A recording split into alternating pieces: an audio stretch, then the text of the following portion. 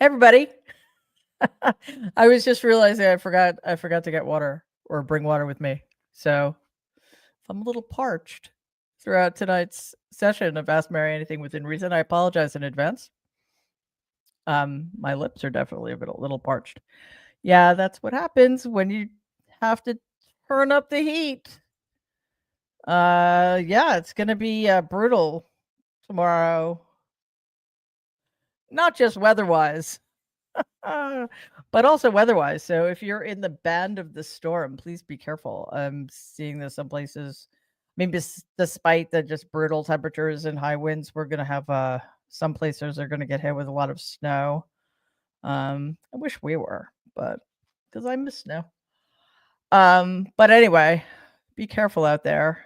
And I don't know. It's sort of tomorrow. It feels like a good day to have an excuse to stay inside because it's the 4th anniversary of January 6th. And basically, I don't know. I'm finding it pretty depressing because I said this for a long time after January 6th. I said, because it was always put in this context that that it attempted to incite an insurrection. And like for a couple of years, I was saying, well, we don't actually know if the insurrection succeeded or not. And now we do, rather unequivocally, which, is a drag. And tomorrow, in the midst of all that, we're going to see Vice President Harris preside over the first time since January 2021 that there will be a peaceful transfer of power. Remember, there always had been before January 6th, 2021. And, she's going to be presiding over an election that puts a bunch of fascists in office. So it's going to be a tough day. I'll be talking about a lot tomorrow. I'll have a piece up about it tomorrow over at my newsletter, The Good in Us on Substack. We'll let you know throughout the day what's going on. There is a lot to say, though. So thinking of wearing a black armband, personally. I actually think that it should be a national day of mourning. It's not very funny. Okay. So let's dive into your questions. I'm sorry to start on that note. I've been obviously thinking about it a lot because it's tomorrow. I've been writing about it all day, and I've been trying to figure out, okay, how do I kind of get my head out of that space? So fortunately, I get to be with you tonight, and then for those of you who are over here from my Substack, you'll know that after we're done, I'm going to be watching the brilliant Hayao Miyazaki's greatest movie, Spirited Away, which I highly recommend to all of you.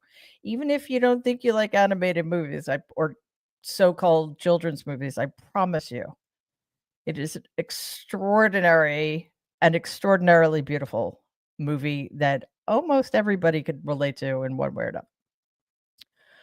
Okay, so from Mary, not me. Question. Does he, I'm assuming that means Donald. Does Donald know that flags will still be at half-mast on Inauguration Day? If so, he must be in a tantrum about it. Well, Mary, not only does he know, he's already said that he doesn't want them to be flown at half-staff. Why? Because, well, first of all, why are they going to be? As some of you may know, and I have to admit, I find this a little bit over the top, but when former presidents die, the flag is flown at half staff or half mast, depending on where you are. For those of you curious, it's half staff on any flag that's flown on a flagpole that's tethered to the earth. It's half staff if you're on a boat. Fun, useless information. So At all federal buildings, grounds, and on all naval ships, flags are flown at half-staff or half-mast for 30 days after the former president died. So that means that in his last gift to us, former President Jimmy Carter made sure that the flag would be at half-staff on January 20th. I don't really see how Donald can say no to that unless at 12:01 he tells everybody they have to raise their flags. I don't know, but the fact that he actually said this, nobody wants to see that. Okay. Well, for most of us, it will be another national day of mourning, so it makes perfect sense that the flags will be at half staff. A lot of people probably won't even notice, and it's just another. It just shows you like how incapable this person is of honor, understanding what it means to honor another person, and his obsession with how things look. So hopefully there's no way to get around it. But that's that he is already throwing the temper tantrum, of course. From Robert, question: how come we haven't heard how much it costs to protect Donald and his family during his first administration? Well, we just haven't heard enough. And what we're not hearing enough of is how much more expensive it's going to be this time around. So the fact that you and I are paying for Secret Service protection, not just for Donald, but for his freaking children, is just and what's her name is just utterly galling. The fact that we pay to have Secret Service stay at Mar-a-Lago and rent his golf carts so they can follow him around on the golf course. It's just going to be more and more of that, because if you don't think he's going to be down at Mar-a-Lago, more than half the time, and that all of his, everybody in the executive branch and everybody in the cabinet will stay there, you haven't been paying attention to Donald's new business model. So yeah, it's we should be hearing more about it. It's one of those things that I think it was covered fairly well. I mean, during the first administration. Because remember, in 4 years, he went down to Mar-a-Lago like 300 times or more, maybe more than that, to play golf. And it cost hundreds of millions of dollars just for the travel, for the Secret Service, and et cetera, et cetera. So, yeah, pretty brutal. Yet another thing not enough people seem to care about. He's just the depths of his greed and depravity and a lack of concern for the American taxpayer. Yes, galling. Galling is the word. From Skylar, question: will Donald ever be indicted for incitement on January 6th? Sigh. Yeah, I can relate to the sigh, the emoji at the end of your sentence. No, I think at this point we can safely say no. If he were to be, it would have to be after January 20th, 2029. Who knows? Who knows? I guess I just don't see it. I mean, we know that Justice Merchan in New York has informed us that Donald will be sentenced for his New York criminal trial on January 10th. That is the election fraud trial for which he was found guilty by a jury of his peers on 34 felony counts. And that was our last best hope, because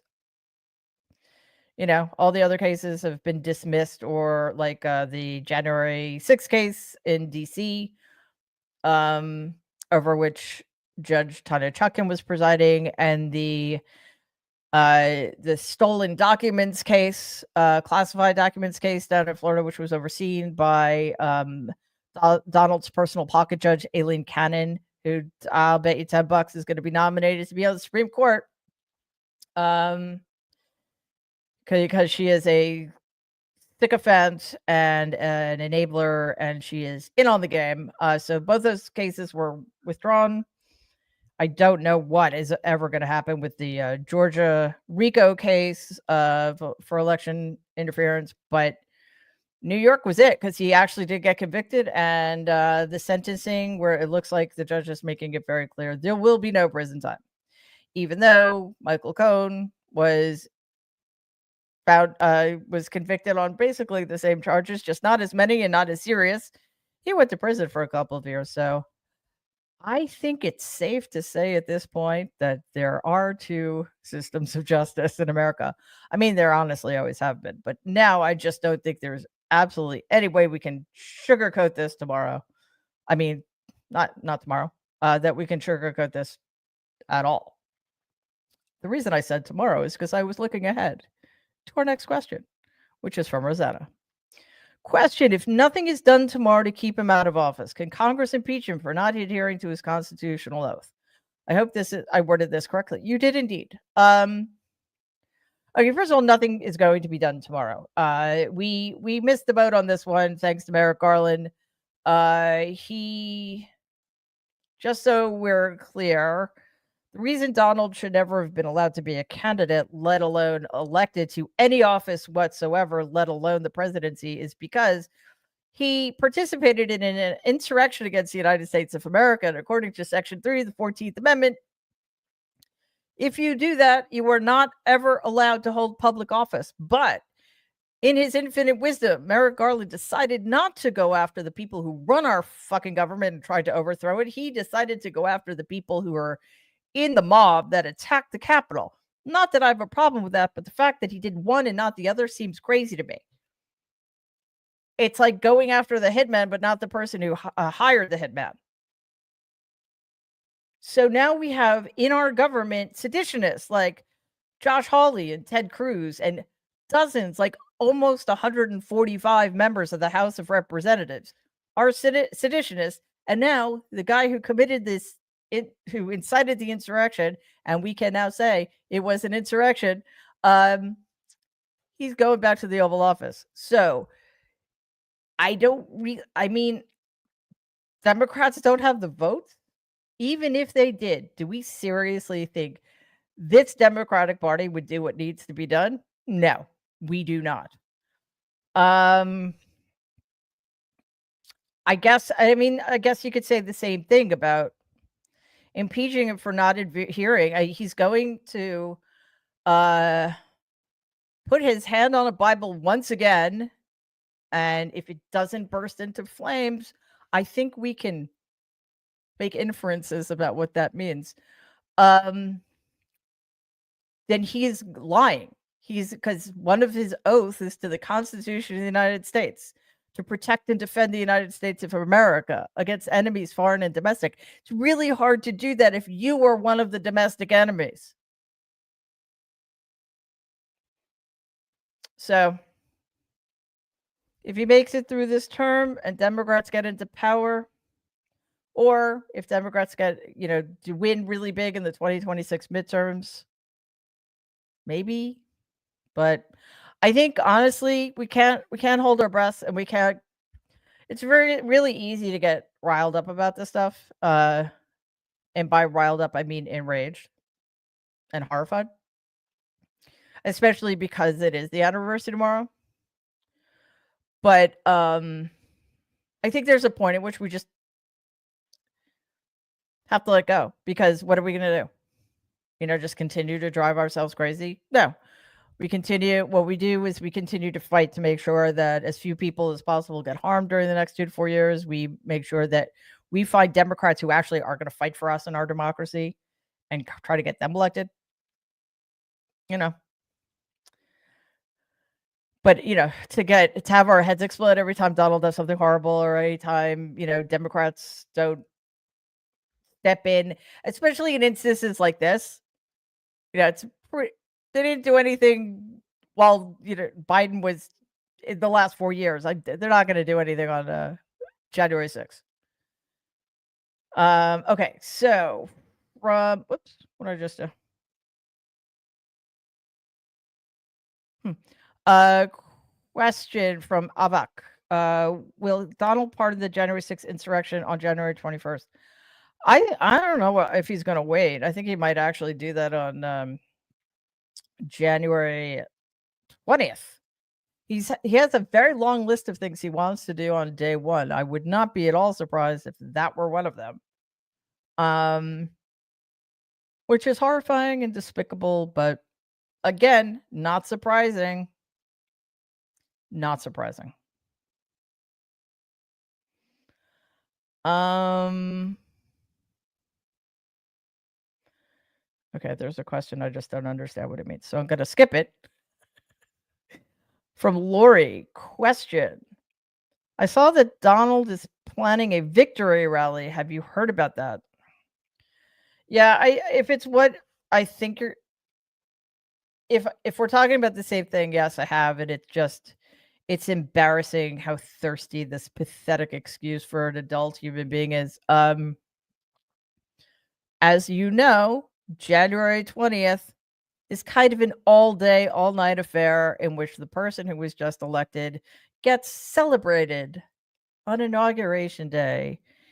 He gets sworn in, and then there parade. I don't know if there's a parade, but there are tons of people there, and then there are parties all night long. Well, if you are the broken, uh, wounded narcissist that is Donald Trump, that's not enough for you. No, no, no. You need an extra day to celebrate you and the greatness of you. So he's holding a rally on January 19th. Um, and then I think after that, sorry, my lips are so dry. I apologize. Um, usually better prepared. I believe that if you are, oh, what's the word I'm looking for? I don't want to use that word. If you are odd enough or greedy enough, you will also pay $100,000 just for the privilege of going to church with Donald and Melania. Um, although if lightning doesn't strike the church, I think there are things we can infer from that as well.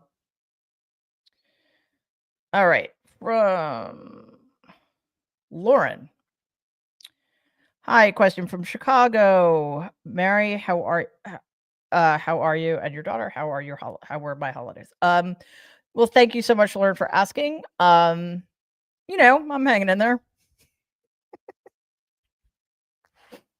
My daughter's doing great. She had a fairly long break considering she's in a grad school right now and it's year round.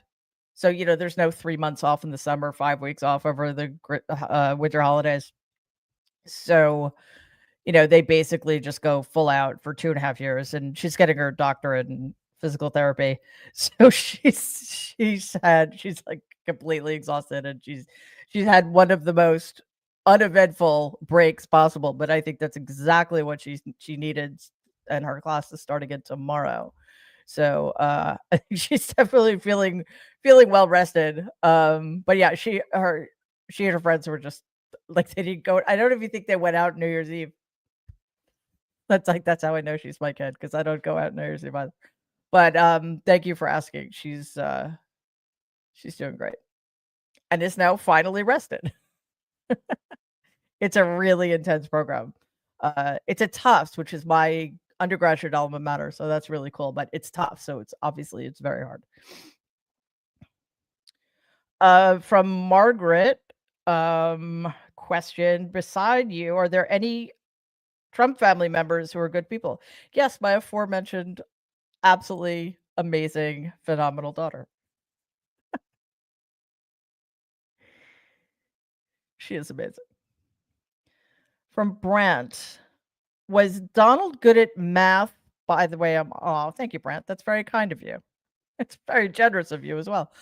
Okay, so I don't know. I mean, this is the thing. My grandfather, sociopath that he was actually good at stuff. Um, don't get me wrong. He had lots and lots and lots of help from the federal government. He got hundreds of millions of dollars in loans. I can't remember what they were called, but you know, he was not, there's no such thing as a self-made man in America. Let's put it that way. But still, he knew what he was doing and he started young and he was definitely talented in the world of real estate. And he was also really good at arithmetic. Like, I don't know if math because I don't know. Like, I was a kid, so I didn't know any math, but he would when I was little, like 4 or 5, and whenever we went over to my grandparents' house, I can't I think he was always sitting down, and I would stand next to him, next to his knees, and he would write on his he had these pads of scratch paper and blue flare markers, and he would write these long columns of numbers, and I would have to add them all up. And again, I was 4 or 5, so it probably took me a bit of time. And he would know it instantly. Like, he was that kind of good, like, sort of a savant in that way. I do not think Donald can add, or my grandfather could do with multiplication and whatever. Yeah, I don't think Donald has any particular skills at anything, except he's a quite good liar. Credit where credit is due. And he's very good at finding people who are weaker than he is, which is saying something. So thank you again, Brett. From Jen, question: where have the female nerds been? Everybody on it's been a combination of things. It's been traveling. Some people actually had the audacity to go on vacation. Can you imagine such a thing? And work. So I think it's just sort of a coincidence that it's only the women who are not available on Tuesdays and Thursdays, but they'll be back, and we're also going to be bringing on new people and mixing things up a bit. So don't worry, all is well. But yeah, it's a little shocking, especially the vacation part. Who does that? Actually, I wish we could all go on vacation for like a year. So maybe maybe we should plan for that in the 2029. Assuming all goes well. From Elaine. Question: when and why did you become a vegetarian? Okay. So I was in college and this is kind of embarrassing, but it kind of shows you I was raised by wolves. So I didn't know much about how the world worked. One of my favorite things to eat was veal, but I didn't know what it was. And then I found out what it was. And as soon as I found out what it was, I stopped eating it immediately. And then I don't know, I was just trying to get healthy and I just stopped eating red meat.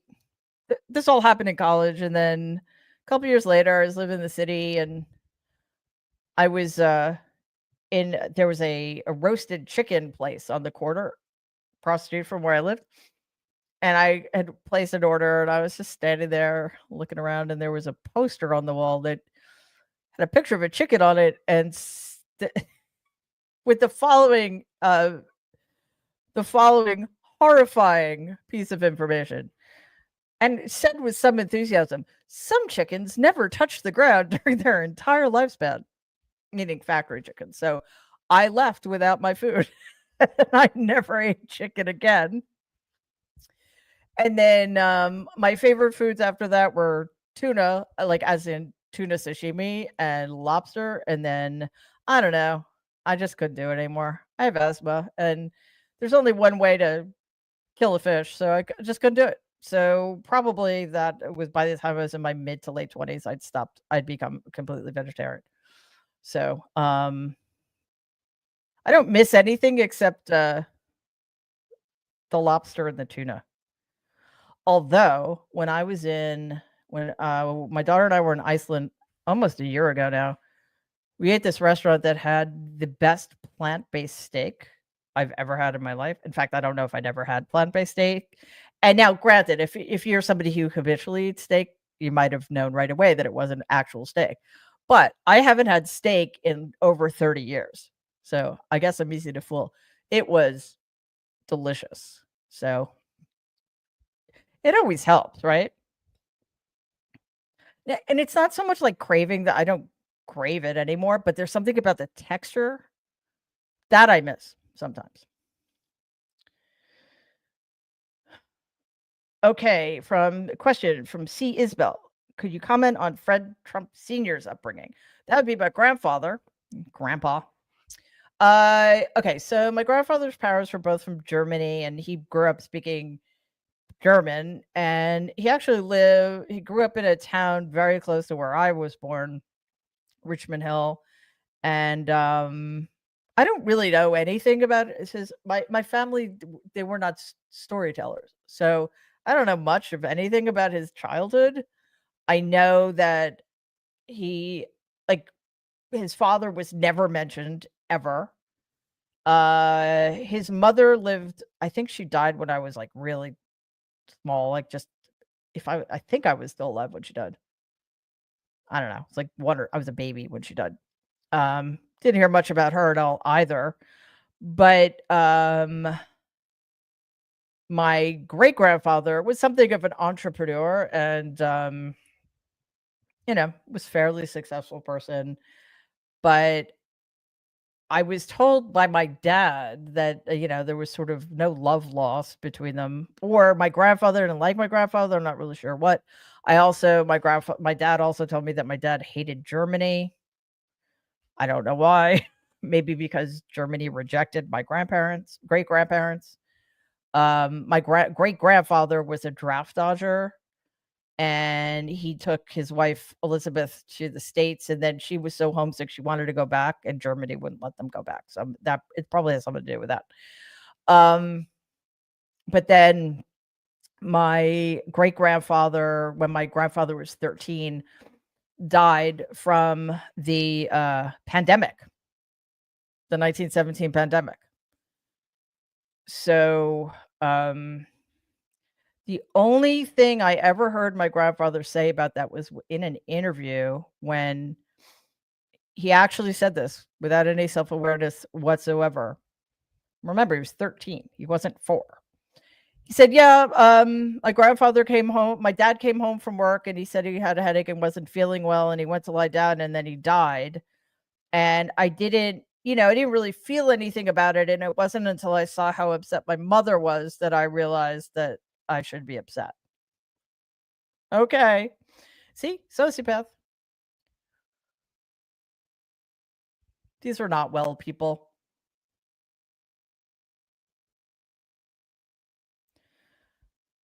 I got to that one already. From Margaret, question: besides not watching, do you have any suggestion for us to do during the inauguration to show solidarity against Donald? I don't know. Like I swear I'm wearing a black armband tomorrow. I'm probably gonna wear a black armband on inauguration day too. I guess I'm not really sure. I mean, we're gonna do something, absolutely. Um, we're definitely we have plans. I have a feeling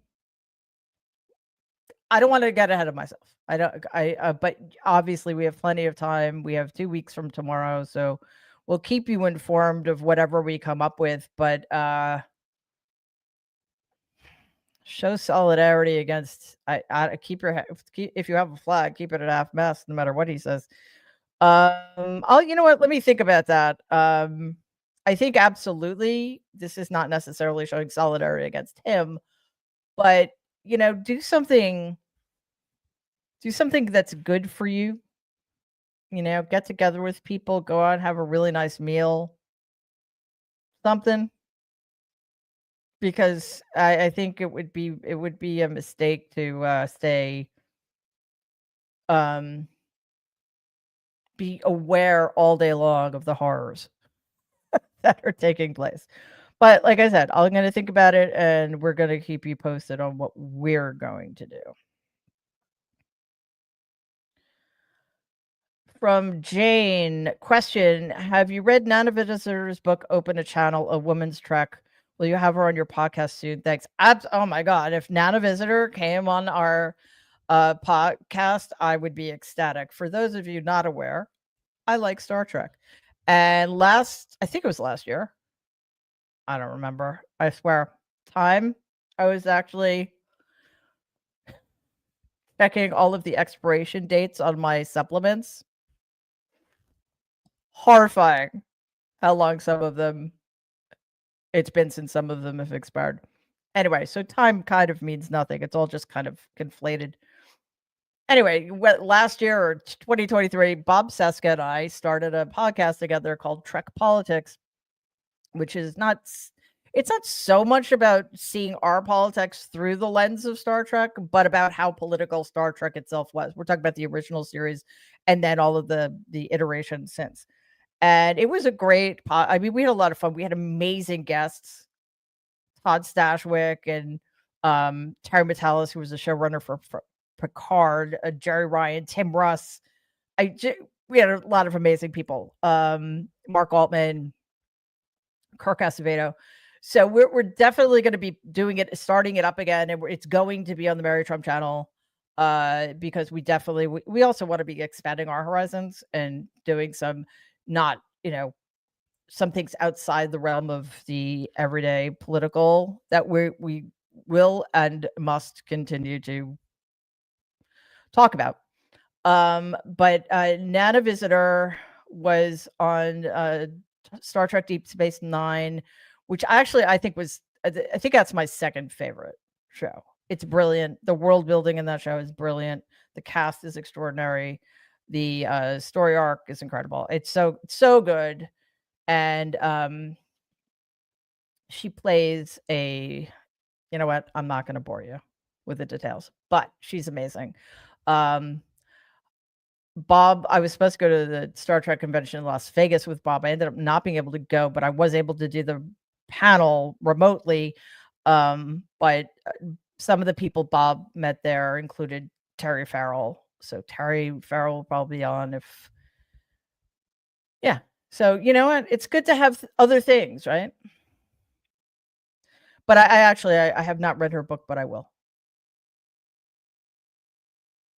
What's happening? There we go. From Brian, if something truthful ever came out of Donald's mouth, would gravity instantly reverse? I hope not. That would be awkward. Although, I mean, in terms of it would be a kind of unthinkable cosmic event for him to tell the truth, right? So you would expect something like gravity reversing itself and we were floating out into space.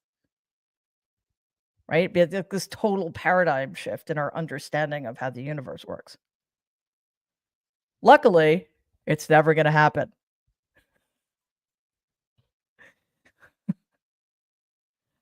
From Leanne, why aren't you talking about the 14th Amendment? Well, I think I have talked about the 14th Amendment quite a lot. I did make a mistake last night, which I now have the opportunity to correct. I can't remember what the question was, but it was something about like why, considering Donald's a convicted felon, was he able to run for president? I said, well, because of our Constitution. There are literally three requirements to become president of the United States. You have to be at least 35. You have to have been born in the United States or in United States territories. So in other words, John McCain, I believe, was born in the Panama Canal, but his parents were Americans. So and you have to have lived in the United States for, I think it's 15 consecutive years or something like that. You could be a convicted felon. You could be a serial killer. You can be so corrupt and dangerous that you are unable to pass an FBI background check. You can be so incompetent and bad at everything that you would not be able to get any other job. What I forgot to mention, because it's a different amendment, is that there is a fourth requirement. You cannot have incited or participated in, I should say, an insurrection against the United States of America. But it doesn't just apply to the presidency, it applies to anybody. You You were disqualified from any office if you participated in an insurrection. The problem is, how do you prove it? Well, you have a trial, don't you? Yeah, well, sadly for us, we did not have a trial because Merrick Garland is I don't even know what to say about Merrick Garland anymore. I'm kind of sick of dealing with the vitriol he inspires in me. What a failure. The history books looking back at this era will paint him as one of the greatest villains because he actually he had the power to do something and he chose not to. So I mean, why don't I talk about it? One, I have, and two, like I don't know what is there to say anymore. Donald violated Section 3 of the 14th Amendment, and did it matter? Did we need a trial? We needed a trial. I mean, by the way, there was a trial. He was impeached in the House, but the traitors in the Senate chose not to convict him. That would have solved that problem. That's why we needed a criminal trial in a federal court. Merrick Garland waited 2 years for that to happen, and then Donald was able to run out the clock with the help of the corrupt, illegitimate supermajority of the Supreme Court. So what are you going to do? What's so infuriating, although it's not new, is that we all saw him commit the crime. We have actual evidence of the crime being committed, and it doesn't matter. So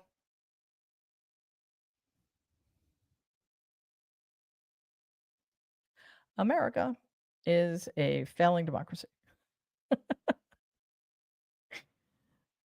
Because only I don't want to say failing, but waning for sure. Only in a waning democracy could the electorate, in its infinite wisdom, put somebody back in the White House who incited an insurrection against his government by claiming that the election was stolen from him when it most incontrovertibly was not. That's not a strong democracy. Also, we're really racist and misogynistic. So, that's kind of a problem too. Susan. Hey, Susan, one of our awesome moderators.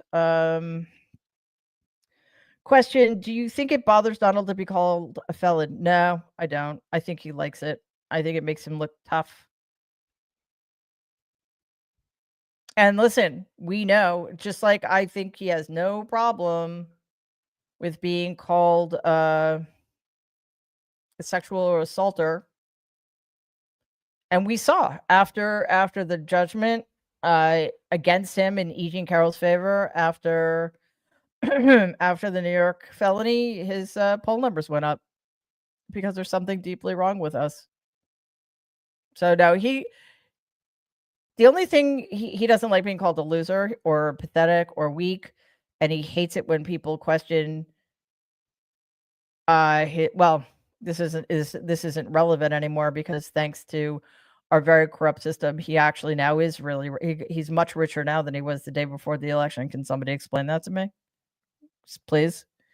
But he hates it when people point out that he's not a self-made man, and he only got where he was because his daddy gave him over $400 million during the course of his lifetime, and then another 170 something million after he died.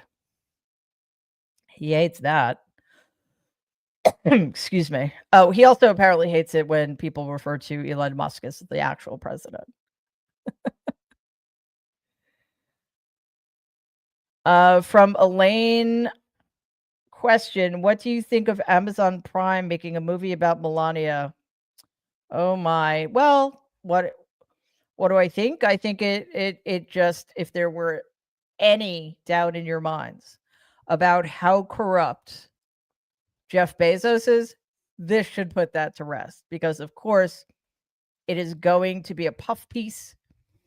I mean, is it going to be 2 minutes long? Like, what is there to say about this person? I don't know. But he must know. Well, I don't know. But anyway, it's just like throwing Donald $1 million for his inauguration. It's corrupt, and it should not be allowed to happen, but This is the country in which we now live.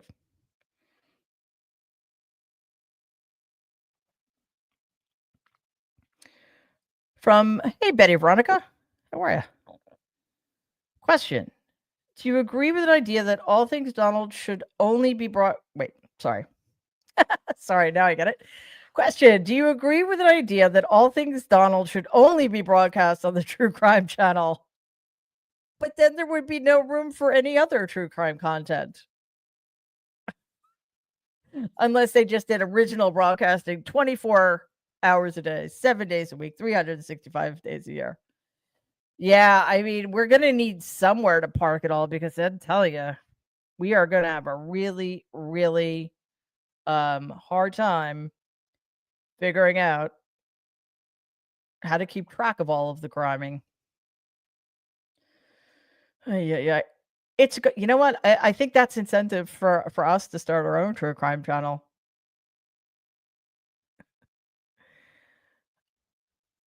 Okay, from Hope. Question. Do you think Congress will try to amend the Constitution to bar felons from serving in Congress presidency? You would think that would be an easy lift, right? You would think that. Republicans will never go for it because they're all criminals.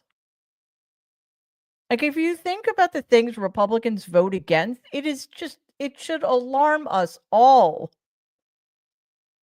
Not sending aid to Ukraine, getting rid of SNAP, which is a program designed to feed poor children.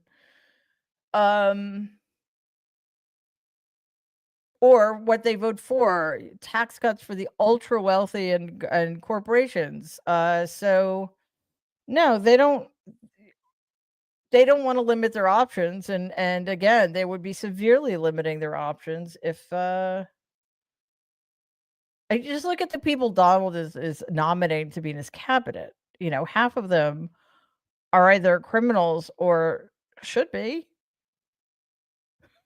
It's really quite something. So no, I think the bar is way too high.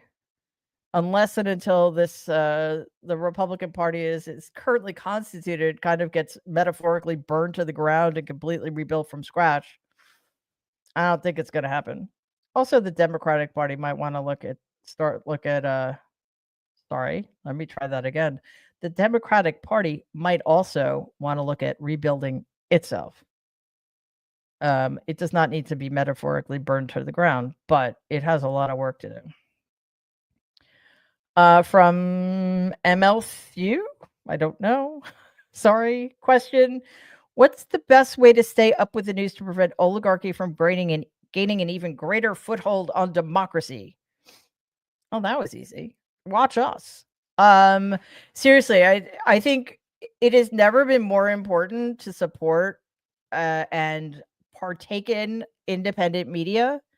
Channels like the Mary Trump channel, media companies like Mary Trump Media. And one of the things we're working on is not just expanding our content on the channel, bringing in new talent, adding a lot of shows, but also expanding kind of across platforms. So there are more places for people to find us, and more ways for people to engage with our content. But there's a lot of good independent media out there. It's on the rise, and our goal, our goal at Mary Trump Media, but also I think the goal of many of the independent media outlets on the left is to fill the void that has been left by a lot of cable news and almost all of the so-called corporate / legacy / traditional media outlets. So we're working on it. And honestly, like, I know everybody's tired and it's frustrating and it's hard and it's absolutely not what we wanted, but the worst thing we could do is to disengage and just walk away from all of it. The worst thing we can do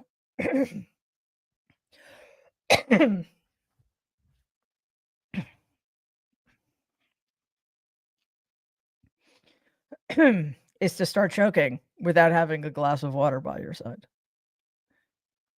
That's the worst thing I could do. The worst thing we can do, seriously, is to cede any more ground. Like, that's why I don't leave Twitter. Twitter is a hellscape now, but I'm not leaving. I refuse to leave because I don't know, maybe some sane person or some not fascist person will buy it. I don't know, but it feels wrong. To walk away from something you've built, right? To walk away from something that still has a serious impact on your life, right? So that's my suggestion.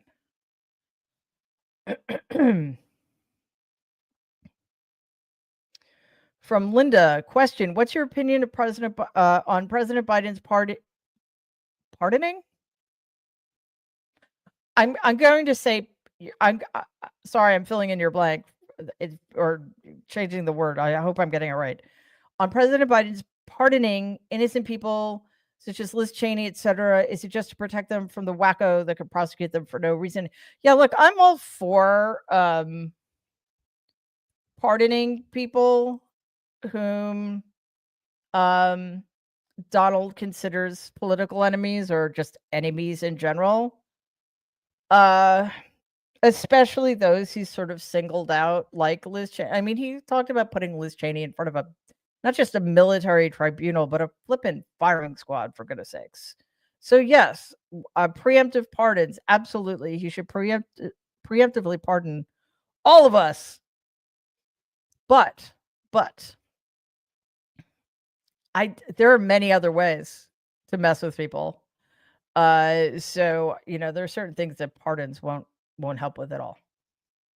So it will only go so far. I still do support it. From Haya. Oh, thank you so much for that. Again, you guys who donate, we so appreciate it. It's very kind of you. It's really going to help because, like I said, we're bringing new people. The question is, Mary, do you speak German? I don't. However, I used to. I mean, I was never fluent because if I had been, I would still be able to speak German. But I actually lived there. I was I did a junior, ended up being a semester, not a year. But I went 3 months early, and I lived in München for 3 months, and then I spent a semester at Tübingen. But the problem is that when I went, I literally spoke 3 words of German. I knew how to say yes, no, and thank you, which is 1 word in German, which is why I said 3 words. So yeah, I worked really, really hard, and I think it was really coming along. I just didn't stay long enough. I used to read it pretty well. It's so much easier to read foreign languages than speak them. Although German is a very difficult language. And if you do want to learn it, start when you're like 4. Something Americans just really suck at. Really, really suck at. From Brant again. Thank you, Brant. Very kind. Another awesome donation. Can you describe your grandparents' house? I'm curious. Kat. There's a pool there today. What hour was dinner? Sorry for saying. There's a pool? How? How do they keep the water in it? Seriously, my grandparents' house was on a hill. The backyard went like this. So, we were very lucky that after we survived childhood to the extent we did, that one leg wasn't longer than the other. I mean, seriously, angled. My grandparents was a sort of bland Georgian mansion. There were no pets, obviously. And it was very quiet and very cold and very unwelcoming. And most of the space in it went unused. Like, there was a formal living room and a formal dining room we only used twice a year. So we spent most of our time in this fairly small room called the library, which didn't have any books in it until Donald published Art of the Deal. So the library and the kitchen is where we spent most of the time, and the kids, which would only me and my brother, my cousin, older cousin, spent a lot of time either outside the very uphill backyard or the basement. Um, so, because remember, by the time we were kids, like the only person there were no the five siblings didn't live in the house anymore, and it was a big house. It's a really big house. So, it was mostly unused and just yeah, very not warm at all, and I don't mean temperature-wise. Um, I can't believe there's a pool there. Actually, a couple of years ago, more than that, no, actually 2 or 3 years ago, I stopped by with a friend of mine, because I was actually working on a project that involved my first book, and, she wanted to see the house. That's how we called my grandparents' house "the house." A house, capital house. Um, not home, but the house. And we stopped by and she wanted to knock on the door. I was very nervous. Oh my goodness. Because it was after the election, I never know if people are gonna wanna throw rocks at me or be nice to me. And, I don't know if the woman actually answered the door. She just opened the window and started talking to us from the second floor. I'm not really sure, but we didn't go inside. And I would have loved to see love being, probably the wrong word to use in that context, what they had done with the place, if they had changed the layout. I can't like, where would the pool go? Fascinating, fascinating. And also weird, like, we as a family were never in the backyard, ever, and, like, so when I was it wasn't that long ago, maybe 5 years ago, I found some old slides, and there was a slide of when my parents were just starting their relationship. I don't know if they were married yet, and, like, my grandparents and my great-grandmother and all my aunts and uncles and their spouses were having a barbecue, and I'm like, "What?" Like, that never happened when I was a kid at all.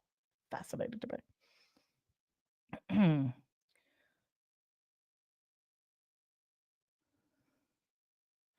Okay, from Rockin' Steady. I have a cousin who worked in DC for the DoD in 2019. He asserted that all Donald did was sit in his office and just yell at everyone. It's easy to believe. Can you comment on this? Yeah, totally, I can.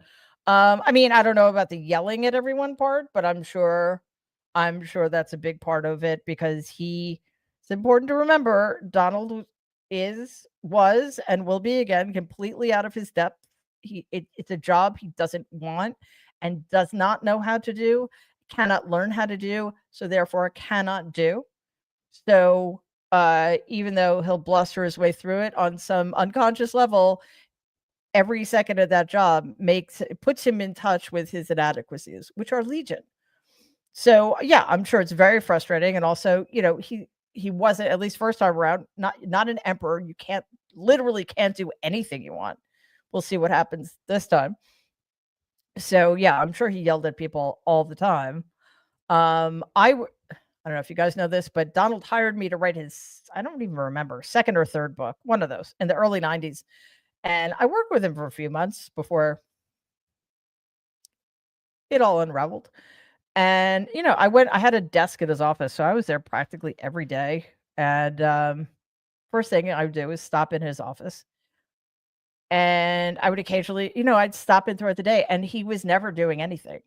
Like, he'd be on the phone, like, chatting people up, but when he wasn't on the phone, he was just reading articles about him. He had an assistant who cut out all of the newspaper clippings that mentioned him, and he would just read those, and then he would write like, witty comment what passed for witty in his world, comments on them, and he would ask me what I thought of the comment he wrote, and then he would have his assistant send the clipping with his handwritten comment on it back to the reporter.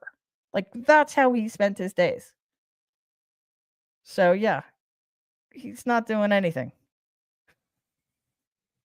in the which I don't know. I guess that should make us feel better. I guess. From bigzebra.com.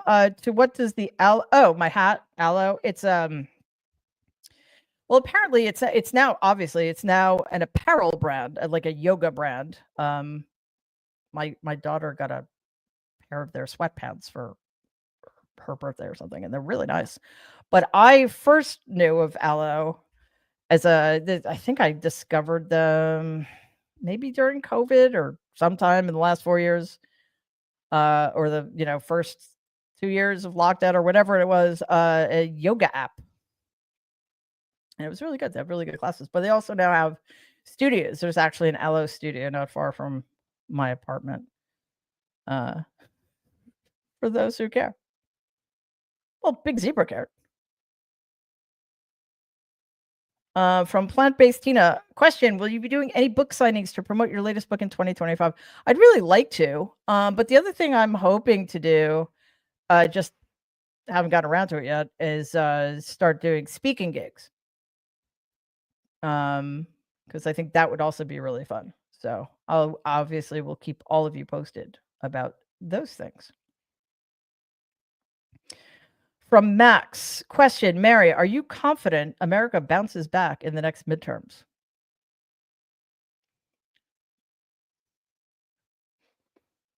Cautiously. The reason I say that is because let me start here. I am less worried than I was, which is not to say that I'm sanguine about it. I'm just less worried than I was that Donald is going to have a massive impact on the destruction of our government because of the chaos and dysfunction that we've seen during the transition. So I just don't know if they're going to be organized enough to do damage because listen, yes, there are people who will know what to do, but most of the people he's putting in charge are they're vile and horrible, but they're not any better at getting things done than he is.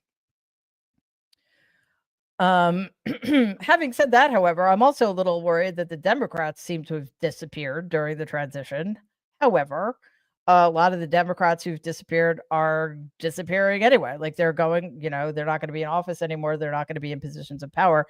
So I think it's up to us to kind of force that issue and make sure that Democrats become excessively engaged in getting us ready for the midterms. And that means not dropping the ball in 2025. That means, paying attention to legislative races in important states. There's a gubernatorial race in Virginia and New Jersey. We need to be on that in 2025.